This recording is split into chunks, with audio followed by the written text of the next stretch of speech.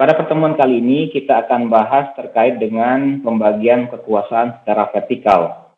Nah, pembagian kekuasaan secara vertikal ini artinya adalah kalau vertikal kita pahami tegak lurus ya, atas ke bawah atau bawah ke atas.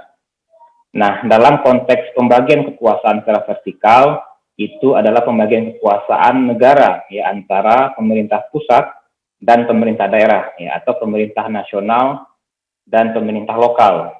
Nah, itu dibagi kekuasaan secara vertikal. Ya.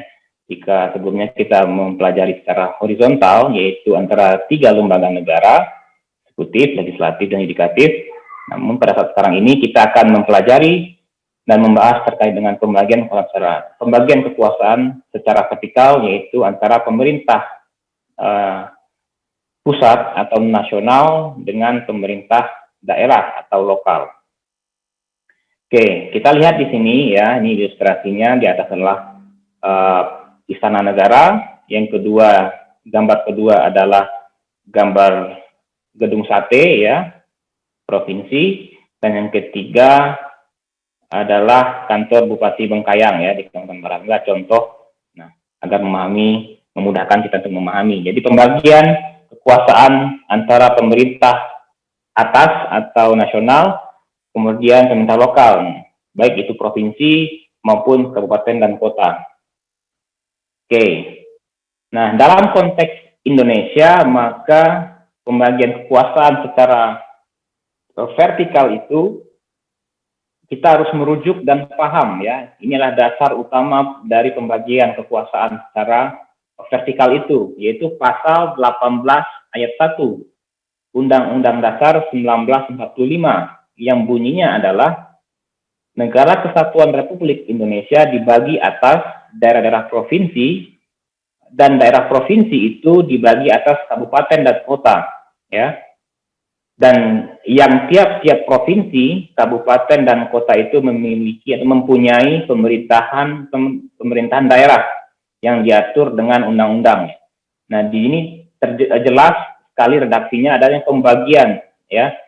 Pembagian daerah ya, dari mulai NKRI kemudian dibagi atas provinsi, provinsi kemudian dibagi atas kabupaten dan kota. Dan tiap-tiap tingkatan itu, baik provinsi, kabupaten, dan kota itu memiliki pemerintahan daerah ya. Di sini jelas adanya otonomi di situ. Oke, inilah dasar utama yang kalian harus dan kita semua harus paham ya jika kita membahas terkait dengan pembagian kekuasaan ya secara vertikal. Oke. Nah, setiap negara itu berbeda bentuk pembagian kekuasaan secara vertikal ya, walaupun prinsipnya sama, yaitu adanya pembagian wewenang ya, pembagian urusan antara daerah pemerintahan atas sama pemerintahan bawah. Nah, tapi mekanismenya berbeda ya, dan bentuknya berbeda. Oke. Nah, itu bergantung kepada bentuk negara ya, atau masing-masing bentuk negara ya, atau bentuk negara dari masing-masing negara tertentu ya, negara tersebut. Nah, jadi berbeda bergantung kepada seperti apa bentuk negara itu. Nah, tentu setiap negara itu memiliki bentuk negara yang berbeda. Apa itu bentuk negara? Nah, bentuk negara itu kita harus pahami, yaitu melukiskan dasar-dasar negara ya, dan tertib suatu negara ya, yang berhubungan dengan organ yang tertinggi dalam negara itu dan kedudukan masing-masing organ itu dalam kekuasaan negara. Nah, di sini ada yang melukiskan, ada beberapa kata kunci di sini ya. Ada dasar-dasar negara dan tertib. Nah, maksudnya adalah bentuk negara itu menentukan ya seperti apa sih dasar-dasar negara itu ya. Nah, antara pemerintah dan bentuk negara satuan dan serikat tentu akan membawa implikasi yang besar terkait dengan pengaturan dasar dari suatu negara ya. Karena itu menyangkut hubungan antara pemerintah di atasnya dan pemerintah di bawahnya. Ada di sini kata-kata organ tertinggi dalam negara dan kedudukan masing-masing organ itu dalam kekuasaan negara. Nah, kalau kita berbicara terkait dengan organ, itu kita berbicara terkait dengan institusi, ya. atau organisasi atau institusi. Nah, kita bisa menganggap bahwa setiap level pemerintahan itu adalah sebuah masing-masing institusi yang berbeda ya. Nah, itu yang diatur ya. Bagaimana kedudukan masing-masing organ itu. Bagaimana derajat kekuasaan yang dimiliki oleh masing-masing organ itu dalam suatu negara. Nah, antara negara kesatuan dan negara federal misalnya, nah itu berbeda derajat kekuasaan antara masing-masing level pemerintahan, di mana misalnya pada bentuk negara federal itu negara bagian itu memiliki kekuasaan, kewenangan, bahkan memiliki kedaulatan ya yang sangat besar, bahkan lebih besar daripada negara serikatnya itu ya. Sebaliknya di Indonesia misalnya yang menganut negara kesatuan, atau di Filipina juga negara kesatuan dan sebagainya. Nah, itu kedudukan masing-masing organ itu dapat dipahami sebagai bahwa ya yang memiliki kekuasaan tertinggi yang terbesar itu adalah organ atau level pemerintahan pusat ya. Sementara level pemerintahan lokal atau daerah itu di bawah pusat ya, tidak sebesar yang dimiliki oleh pusat, dan kedaulatan itu hanya dimiliki oleh pemerintah pusat. Nah itu maksudnya ya, bentuk negara itu pengertiannya ya, dan yang diatur seperti itu. Oke, saya anggap paham ya. Kemudian ya, pembagian kekuasaan secara vertikal itu adalah pembagian menurut tingkatan pemerintah ya, pemerintah pusat, lokal itu ada provinsi, ada kabupaten atau kota. Oke, kemudian pembagian kekuasaan secara teritorial. Nah, ini ada istilah lain ya yang disampaikan oleh Carl J. Friedrich ya. Dia menggunakan pembagian kekuasaan secara vertikal ini dengan pembagian kekuasaan secara teritorial ya, teritori dibagi secara teritori atau territorial division of power ya. Nah, itu istilah lain ya yang juga sering digunakan untuk merujuk pembagian kekuasaan secara vertikal. Oke. Kemudian apa saja bentuk-bentuk negara? Ya, tadi kita sudah singgung, kalian juga sudah sampaikan sebagian bahwa ada negara kesatuan atau unitary state ya, negara unitaris, atau bahasa Belandanya Eenheidsstaat, ada negara serikat atau negara federal, Bondstaat ya, bond itu ikatan ya, berarti kuat ikatan. Negara serikat, kemudian ada bentuk konfederasi ya, Staatenbond ya. Oke. Nah, apa bedanya dan apa yang dicerminkan dari pembagian ketiga bentuk negara ini? Nah, masing-masing itu mencerminkan tingkat integrasi suatu negara. Nah, apa maksudnya? Nah, kita lihat panah ini, ya. Panah ini semakin ke kanan itu tingkat integrasi semakin lemah atau rendah ya. Berarti sebaliknya semakin ke kiri tingkat integrasi semakin kuat ya. Nah, ini merujuk kepada ya hubungan antara pusat dan daerah. Nah, di negara kesatuan itu kuat ya, ikatannya kuat ya, integrasinya kuat. Karena apa? Karena ya yang memegang kedaulatan tertinggi itu adalah pusat ya. Kedaulatan itu ada di tingkat pusat ya, bukan di tingkat daerah. Nah, berbeda dengan serikat itu negara bagian ya, yang atau ya kalau di Indonesia kan pemerintah daerah ya. Di serikat itu seperti Amerika Serikat itu ada negara bagian. Nah, itu ikatannya tidak kuat dari kesatuan ya. Bahkan di negara bagian itu memiliki kedaulatan tersendiri ya. Mereka juga disebut sebagai warga negara ya, dari misalnya di Amerika Serikat negara bagian Miami ya, itu mereka juga bisa disebut sebagai warga negara Miami atau Kansas atau California dan sebagainya. Nah, jadi agak melemah ikatan antara pusat dan daerah, ya, karena negara bagian juga memiliki kewenangan yang cukup besar. Nah, yang ketiga adalah konfederasi. Ini yang paling lemah ikatan integrasi dalam kaitan antara hubungan pusat dan daerah, ya, atau pusat dan negara antara level tertinggi dan level pemerintahan di bawahnya. Nah, ini kita akan bahas masing-masing pengertian dari bentuk negara ini. Jadi itu ya, semakin tekanan atau konfederasi itu yang adalah bentuk negara yang paling lemah ikatan integrasinya. Serikat agak lemah, ya. Kesatuan yang paling kuat, ya, tingkat integrasinya. Oke. Tapi pertanyaan kemudian adalah, kemudian kalau kesatuan itu adalah memiliki tingkat integrasi yang kuat atau kedaulatan kewenangan besar dimiliki oleh pusat, apakah daerah tidak memiliki kewenangan? Memiliki, ya. Di dalam negara kesatuan ada yang disebut dengan desentralisasi, ya. Desentralisasi itu pembagian kewenangan antara pusat pada daerah. Jadi sumber kewenangan itu dari pusat kemudian memberikan kepada daerah, sehingga melahirkan apa yang disebut dengan otonomi daerah. Tapi dia berbeda dengan serikat. Nah, itu kita bahas pada sesi yang lain, ya, terkait dengan desentralisasi dan otonomi daerah tersebut. Oke, sekarang kita lanjut kepada bentuk negara, ya, atau Staatsformen, ya. Pertama, negara kesatuan, ya. Nah, inilah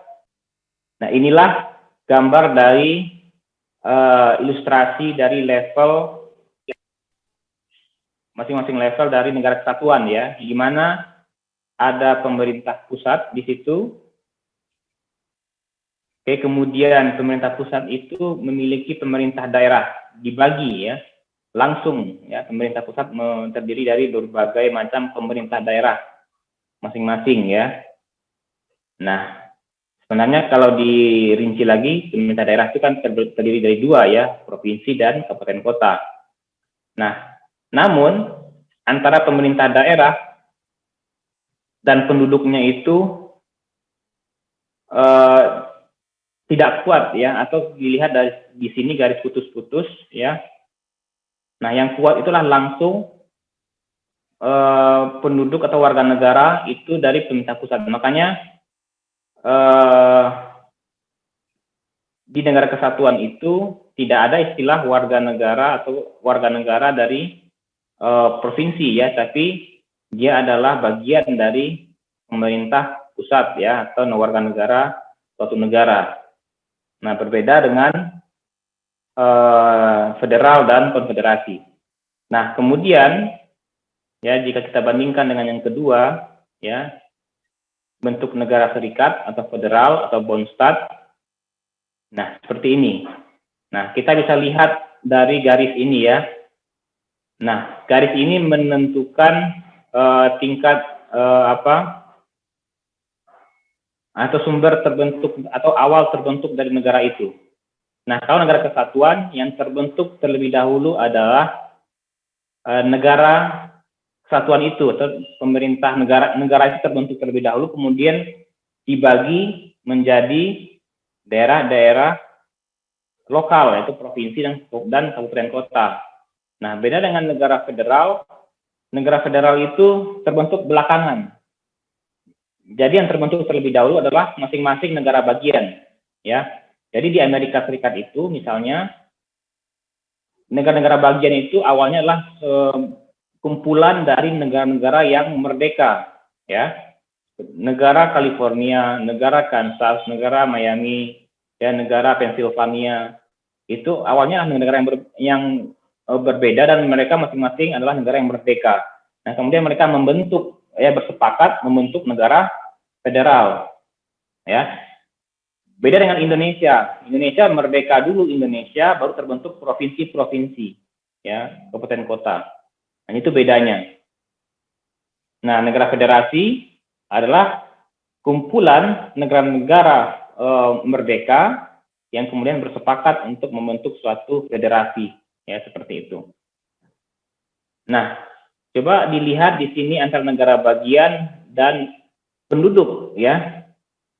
Itu ada garis tidak putus-putus. Artinya adalah ya mereka itu lebih kuat ikatannya warga negaranya itu dengan negara bagian, ya. Jadi kewajibannya itu lebih banyak kepada negara bagian dibandingkan dengan federasi. Beda dengan negara kesatuan, di sini putus-putus, ya, tidak terlampau banyak ikatan atau kewajiban antara penduduk dari suatu daerah kepada pemerintah daerah, namun penduduk atau warga negara itu merupakan elemen penting dari sebuah negara, ya, atau pemerintah pusat. Oke.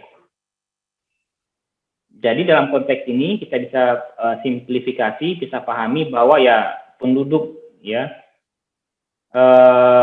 kita pahami bahwa misalnya penduduk atau saya atau Anda itu adalah ya warga negara Indonesia yang ada di pemerintah provinsi Jawa Barat misalnya, seperti itu. Nah, jadi seperti itu bedanya, ya.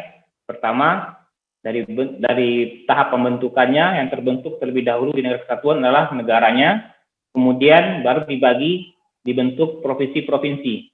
Bedanya dengan serikat dari bawah, ya, negara-negara bagian itu kemudian bersepakat untuk membentuk negara federal atau negara di atasnya. Seperti itu, ya. Nanti kita akan jelaskan masing-masing bedanya. Nah, yang ketiga adalah konfederasi. Nah, ini pernah ada dulu, ya. Pernah ada dulu di Amerika Serikat, ya, sebelum pada konstitusi yang lama Amerika Serikat, ya. Mereka dulu adalah negara konfederasi.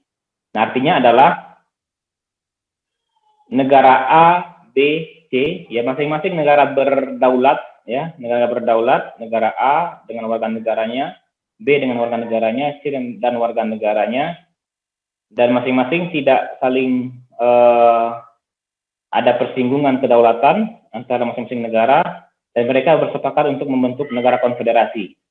Nah, bedanya apa dengan federasi? Dan negara konfederasi ini negara yang full benar-benar merdeka, dan mereka memiliki kesepakatan di beberapa hal yang sangat terbatas, ya. Dan konfederasi ini, ya, tidak bisa mengintervensi ke warga negara masing-masing, ya. Mereka hanya sebagai istilah sederhananya adalah wadah kerjasama dari beberapa negara yang merdeka. Nah, oke, jadi kesimpulannya adalah kesatuan adalah negara apabila kekuasaan tidak terbagi, ya. Kekuasaan dipegang oleh pemerintah pusat, ya. Dan serikat apabila kekuasaan dibagi antara pemerintah federal dan negara bagian, ya. Kekuasaan ini dapat kita maknai juga sebagai kedaulatan, ya. Kedaulatan. Negara bagian memiliki kedaulatan, ya. Negara federasi juga memiliki kedaulatan. Jadi masing-masing memiliki tingkat kedaulatan masing-masing. Sementara negara kesatuan, kedaulatan hanya pada pemerintah atau negara nasional, ya, pemerintah nasional. Sementara pemerintah daerah tidak memiliki kedaulatan. Dia hanya mendapatkan kekuasaan atau wewenang yang diberikan oleh pemerintah pusat, ya, dan sewaktu-waktu bisa diambil kembali. Nah, itu bedanya, ya. Oke, saya harap jelas, ya. Kemudian negara kesatuan, ya, seperti ini, negara kesatuan. Ikatan integrasinya paling kokoh, ya. Oke. Apa ciri-ciri negara kesatuan? Menurut C.F. Strong, negara kesatuan adalah bentuk negara di mana wewenang legislatif tertinggi dipusatkan dalam satu badan legislatif nasional atau pusat, ya. Nah, jadi hanya ada satu badan legislatif tertinggi, ya, yang mengeluarkan undang-undang. Bagaimana? Kemudian ada pertanyaan mungkin dari kalian, bagaimana dengan DPRD, ya? Nah, DPRD itu bukan badan legislatif ya, dan dia tidak mengeluarkan undang-undang. Nah, undang-undang itu kan yang mengatur suatu negara. Kalau di Amerika Serikat, di negara federal, negara bagian mengeluarkan undang-undang ya, yaitu mengatur tentang konstitusi dari negara bagiannya itu. Tapi kalau Indonesia tidak. DPRD itu yang mengeluarkan perda. Perda itu juga merupakan penerjemahan atau turunan ya dari undang-undang ya. Undang-undang yang membuat adalah DPR di tingkat nasional ya. Nah, makanya kalau ada perda yang dilakukan DPRD yang bertentangan dengan undang-undang, misalnya yang dibuat oleh DPR, maka perda itu harus dicabut ya, seperti itu. Jadi legislatif tertinggi itu ada di Badan Legislatif Nasional ya, atau pusat. Itu negara kesatuan. Kemudian yang kedua, ciri-ciri menurut C.F. Strong, kekuasaan itu terletak pada pemerintah pusat ya, bukan di daerah. Ya.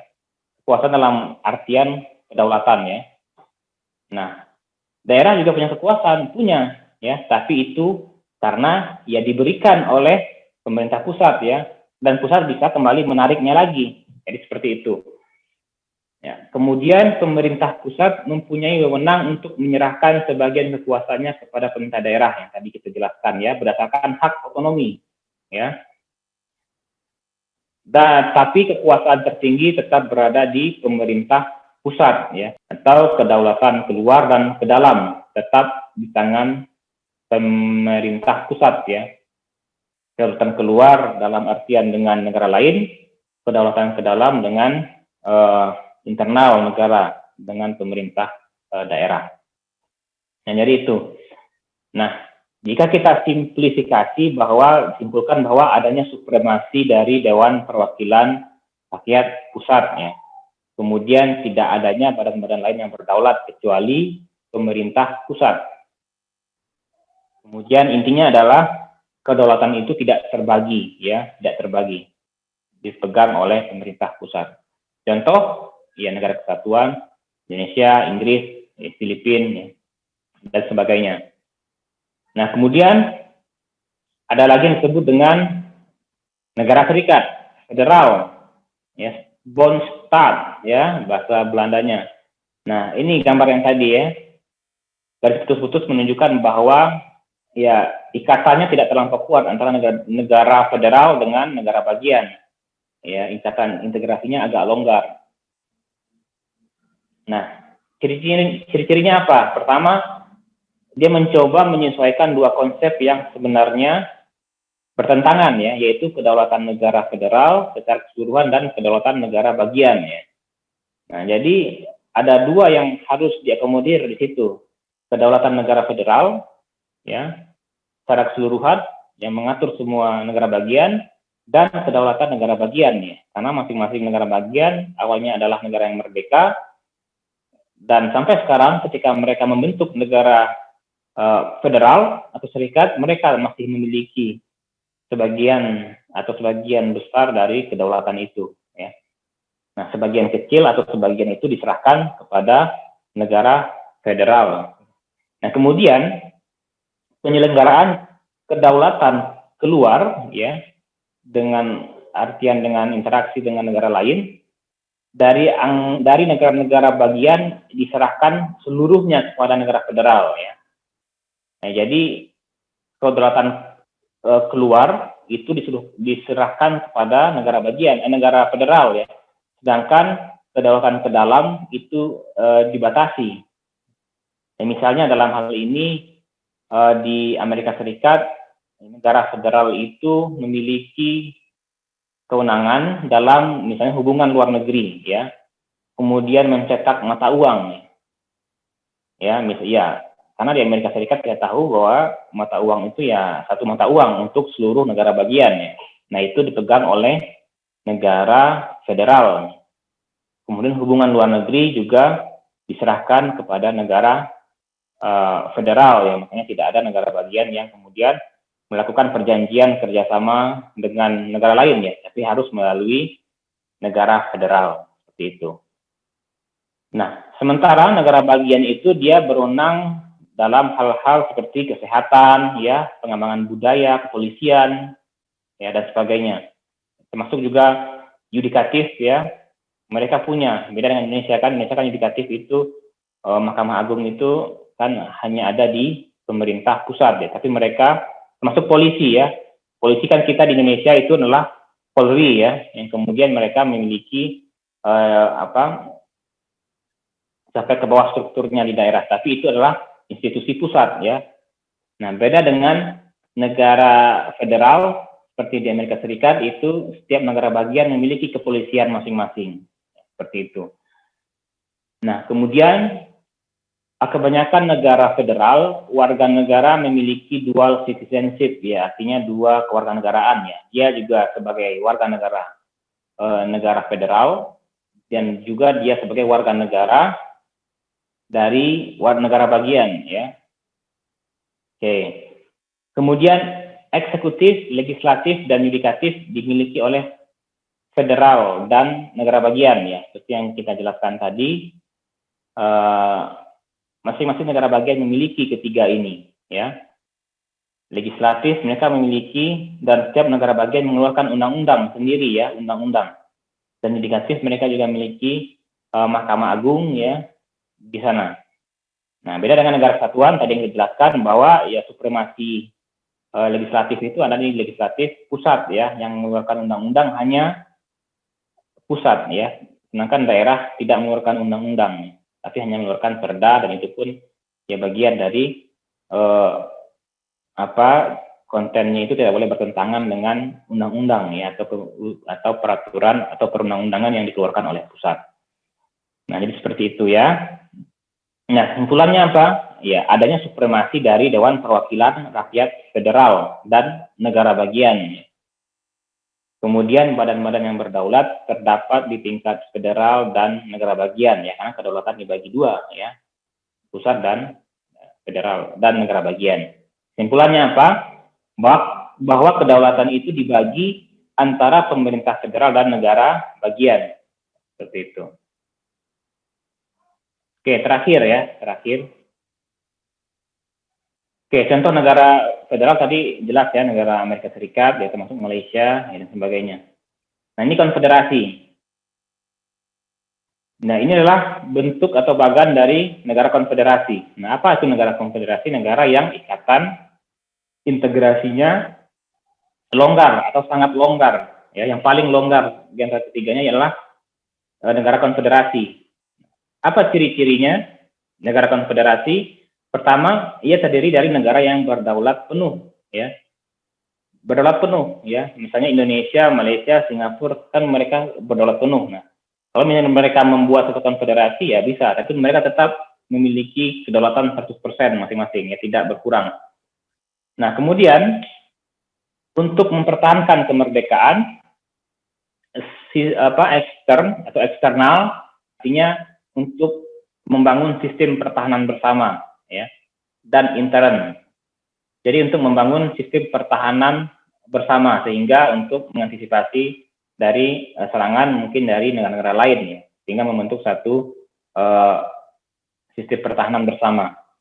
Nah, yang ketiga dia diikat oleh perjanjian internasional, ya, dengan menyelenggarakan alat perlengkapan sendiri, ya.